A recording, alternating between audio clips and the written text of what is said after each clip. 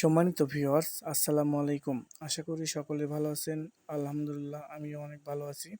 তো আমরা কিন্তু একটা বিভ্রান্তির ভিতরে পড়েছি। তো দেখতে পাচ্ছেন এখানে ব্যাসের ভিতরে পানি এসে ভরে গেছে গা।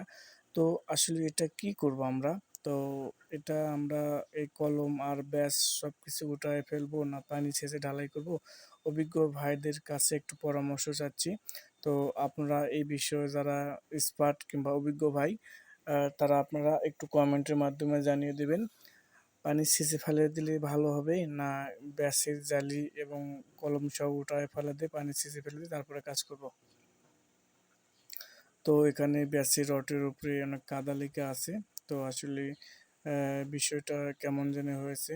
তো এখানে আমরা সমস্ত কলম রেডি করছি। তারপরে আমরা পরের দিন ঢালাই করার সিদ্ধান্ত নিয়েছিলাম। তো বৃষ্টির কারণে এগুলো সবগুলো ব্যাস পানি দিয়ে ভরে গেছে।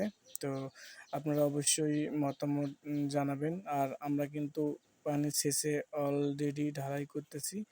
তো আসলে আপনাদের কাছে কেন অভিজ্ঞ ভাইদের কাছে পরামর্শ চাচ্ছি।